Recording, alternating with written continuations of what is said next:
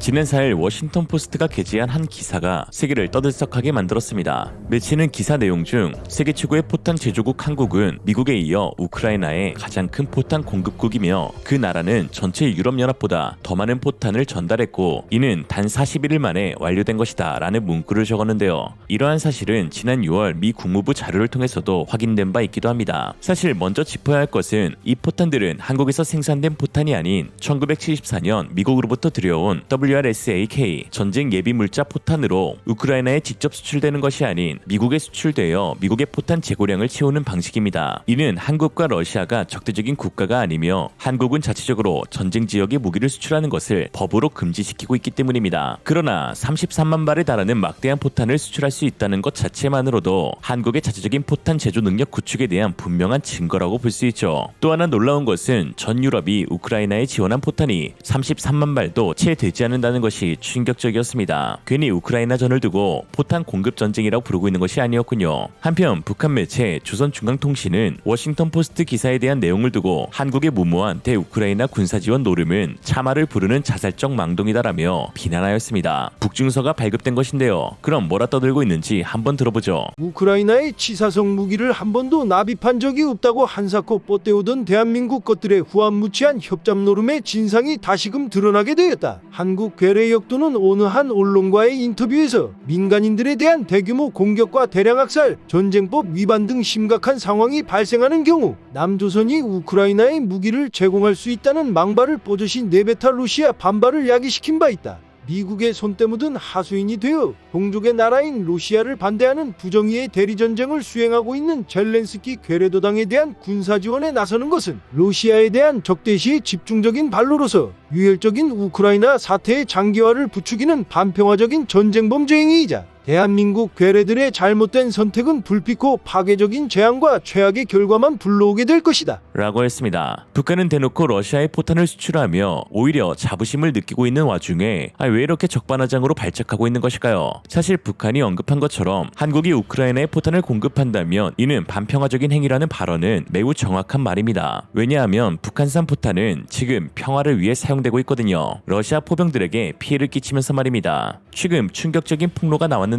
러시아에서 사용되고 있는 북한산 포탄의 생산 품질이 너무 저열하여 점화제 성분과 화약의 편차로 인해 목표물을 정확히 조준하고 명중시키는 것은 운에 좌우되며 오히려 포탄의 발사 전 폭발로 인해 수많은 러시아 포병들에게 피해를 끼치고 있고 이에 러시아 군들이 적과의 대치 중에도 감히 사용하기 꺼려하고 있다는 것입니다. 즉 북한산 포탄은 러시아 포병들이 전투를 하지 못하게 막고 있으니 진정 평화를 지키고 있다는 것이 사실이죠. 그러니 질 좋고 성능 좋은 한국산 포탄이 전쟁에 사용된다면 이는 북한의 말 맞다나 반평화적인 행동이라고 할 수 있겠습니다. 포탄 내 점화제 성분은 일반적으로 질산 암모늄, 알루미늄 분말, 니트로셀룰로스 등 다양한 화학 물질로 구성되는데요. 이때 성분의 함량이나 배합이 정확하지 않으면 탄약의 추진력이 불균일해지거나 심지어 폭발할 수도 있는데 질산 암모늄의 함량이 너무 많으면 폭발하고 알루미늄 분말의 함량이 너무 적으면 탄약 추진력이 부족해져 목표물을 정확히 명중시키기 어려워집니다. 러시아에서 유출된 북한산 포탄 내부를 보면 배합이고 뭐고 그냥 있는 것 때려 넣은 듯한 모습을 볼 수 있는데요. 그 와중에 구리선이 없는 경우가 허다했는데 구리가 돈이 드니 빼돌렸나 봅니다. 한편 한국 풍산과 한화가 제조 중인 포탄들은 세계 최고의 품질을 인정받아 해외 각국으로 수출되고 있는데 특히 최근 한화는 영국 BAE 시스템즈와 차세대 자주포에 공급될 155mm 모듈화 장악 공급 계약을 체결하기도 했습니다.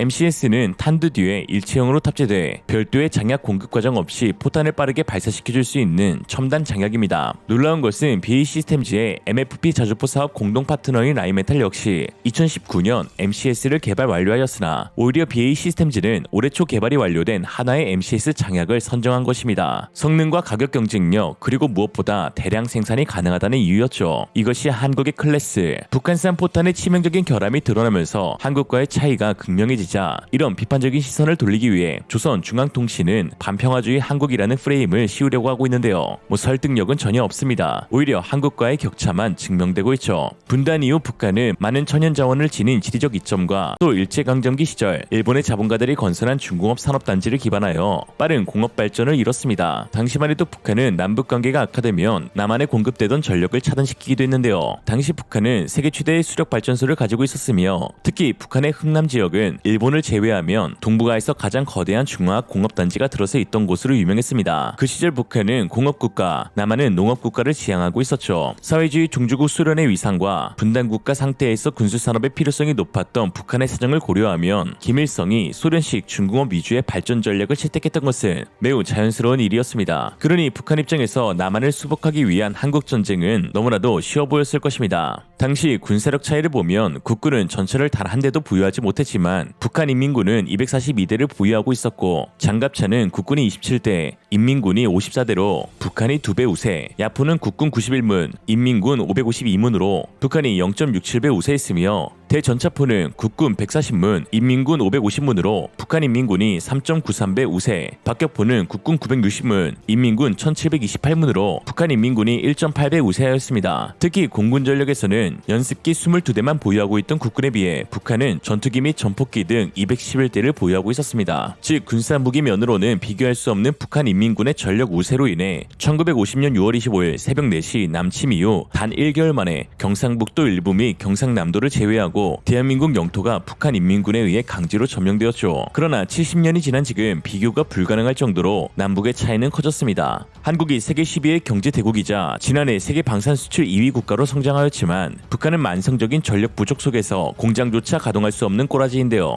스팀슨 센터의 산팔로스 연구원들은 평양 외곽에서는 1년에 단 몇 시간만 전기를 공급받고 있는데 이는 김정은의 신년사 때이다 라고 했습니다. 이러한 전력난이 포병의 화력을 결정짓는 포탄에 끼치는 영향은 지대한데요. 탄약고에는 화약을 최상의 컨디션으로 유지시킬 거대한 제습 장비가 필요하지만 북한은 전력난으로 제습 장치를 돌리지 못하고 있어 당연히 습기가 차고 화약이 눅눅해져 언제 터질지 모르는 팀킬 포탄으로 변하고 있는 것입니다. 반면 한국은 막대한 자금을 들여 10년에 한 번씩 탄약 정비를 통해 탄피를 열고 내부 화약을 전부 교체합니다. 한국군이 주로 가지고 있는 포탄은 105mm 포탄 그리고 155mm 포탄 크게 두 종류로 105mm 포탄의 경우에는 한 발 정비 비용이 10만원, 155mm 포탄의 경우에는 15만원 정도 든다고 하는데요. 한국은 이러한 수백만 발의 포탄을 10년에 한 번씩 최소 10만원 들여서 수리하고 있다는 것입니다. 이것만으로도 차이가 극명하죠. 또한 여기서 그치지 않고 한국은 지속적인 무기체계의 성능 개량도 추진하고 있는데 얼마나 열심히면 우리가 우크라이나에 도태장비도 못 주고 있는 것이 아니라 한국군에는 도태장비 개념이 없다는 우스갯소리도 있습니다. 패턴도 현역일 만큼 끊임없이 보수하고 개량하고 개발하고 있죠. 이런 상황 가운데 최근 한국 포병의 핵심 무기체계인 K9 자주포의 엔진이 국산화되었습니다.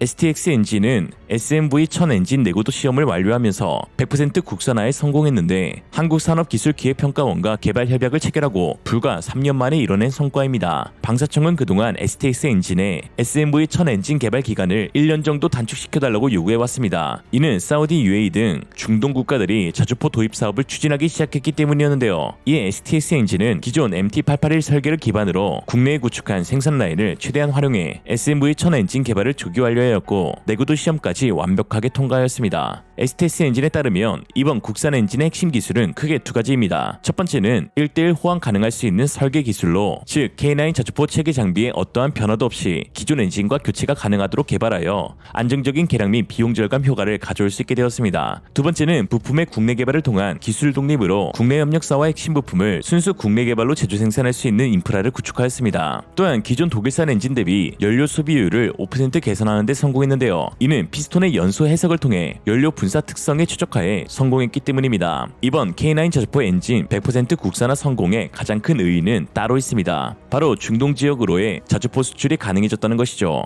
K9 자주포 디젤 엔진은 STS 엔진이 라이센스사인 독일 MTU 제품을 국내에서 생산해 공급해왔습니다. 그러나 사우디, UAE 등 중동 국가의 국제 정세 변화에 따른 독일 정부의 수출 승인 제한으로 추가 수주에 제약이 많았는데 이번 개발로 추가 수출 시장 개척은 물론 MTU에 지급하는 라이센스 비용까지 절감할 수 있습니다. 군사 전문가들은 최소 6조 원 이상의 직접적 수출력과 1000대 이상의 수출 물량 확보가 가능하다라고 분석하면서 특히나 K9 자주포 엔진은 K10 탄약 운반 장갑차, KS-21 레드백 보병전투 차량 등에도 사용되어 왔기에 100% 국산 엔진은 경제적 가치가 매우 높을 것으로 기대된다라고 했습니다. 또 이렇게 한국 기갑부대는 북한을 압도하게 되었죠. 불과 70년 전까지만 해도 전 세계에서 가장 가난했던 나라가 이제는 세계 민주주의의 무기고로 성장하였습니다. 한국전쟁 당시 에티오피아에도 도움을 받던 최빈민국 대한민국은 이제 세계 방산 수출 2위 국가로 누구도 감히 건들 수 없는 군사 강국이 되고 있습니다. 보고 있나 김정은, 시진핑 너도 임마. 오늘의 한줄평, 북한한테 욕먹는다. 잘하고 있다는 증거다. 이상으로 리얼리즘이었습니다. 여러분의 생각은 어떠신가요? 현명하고 지혜로운 여러분의 의견을 지금 댓글에 남겨주세요. 감사합니다.